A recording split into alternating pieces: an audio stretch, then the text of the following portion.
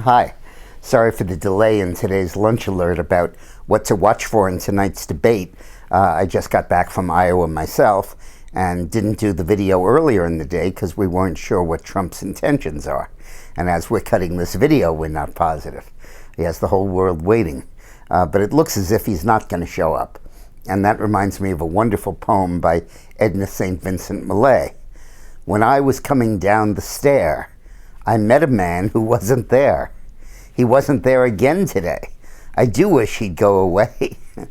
And I think that's Trump in the debate.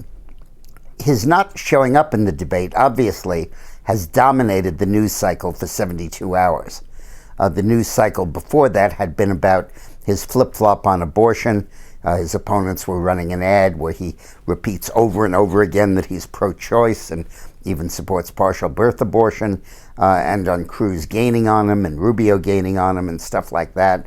And now he's instantly changed the dialogue to, will he show up or won't he, and is it a good idea or not, and is Fox biased in its coverage, and so forth. All topics that are more favorable to him than the others that might otherwise have dominated the news cycle. On the other hand, many feel that he looks peevish or petulant. And some people are even asking, what happens if Putin offends him? Do we get into a war? And I think that it could be interpreted either way. Of course, a lot depends on what actually goes on in the debate without him. Cruz is an awfully good debater. And I would be reluctant before I'd surrender center stage to him. And he could just really pull a gigantic victory. Now, Trump is betting that people are not going to watch the debate if he's not part of it. I'm not so sure about that. With Iowa 4 days away and all the coverage this race has received, and all the coverage his not being there has received, I'm not so sure about that, but we'll see. We'll know the answer in a few hours. In the debate itself, Rubio has been coming on very strong lately, and is now in most polls up to 15 or even 16% of the vote in Iowa, with Trump and Cruz both tied in the mid-20s. Now, there are some polls that show Trump way ahead of Cruz, but those polls are largely flawed because they're based on turnout assumptions that are way in excess of what will probably happen. Most of Trump's voters are people who've never been to caucuses before. And in the last caucus, 2012, which was the record turnout, there were 122,000 people who showed up. And like Monmouth University has a poll out, which assumes a 350,000 turnout, just, out of the question. And in fact, voter registration, Republican registration in Iowa, has not increased. It's in fact decreased.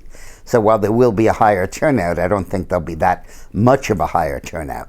The polls that I trust that assume a turnout of about 140, 150,000 people, still an all-time record, still a 20% increase, but not a crazy increase, all have Cruz winning. And I think, especially given his superior field organization, that would be my sense of what's going to happen. But, I could be wrong.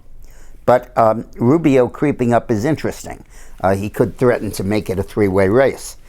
And the big thing I'd watch tonight is the byplay between Cruz and Rubio, because this is Rubio's best shot at joining the winner's circle and making it a three-way race, not a two-way race. And it's Cruz's important moment to keep Rubio in his cage and stop him from breaking into the winner's circle. The issues are likely to be immigration, the back and forth about who took what position when, and I think you're going to see a lot of sparks fly. And then there'll be a sense of desperation as Bush and Christie and Kasich and, who am I leaving out, Rand Paul, all attempt to break in, and Carson, all attempt to break into that winner's circle and not be dropped from the race. Because effectively, if they finish way down in the balloting in Iowa, it'll undermine their ability to do anything in New Hampshire, and probably they'll be on the verge of being knocked out of the race. So this is do or die for them, and we'll see how they handle it. I think that the interesting question, though, is how everybody handles Donald Trump's absence. Do they use that to hammer home the temperament issue, which is emerging as the big negative on Trump. Is he presidential? Does he have the temperament to control nuclear weapons and the military and all of that? And I think those might be issues that are important and are discussed tonight. So come on back Friday morning at our regular time, and I'll come out with a lunch alert of who I thought won the debate. I might add that my analysis of these debates has been much more accurate than the media's, but we'll see if that streak continues. Now, on Monday, we're going to have the Iowa caucuses, and on Tuesday, I'm going to tape my next podcast, which is this 40-minute analysis in depth of the race, more than I can do in these videos. And if you're really a junkie, come and listen to them. We had 25,000 people listen last week, even though it was just the second week of broadcasting. You can click on the link and hear this week's broadcast, which is important about what's going on.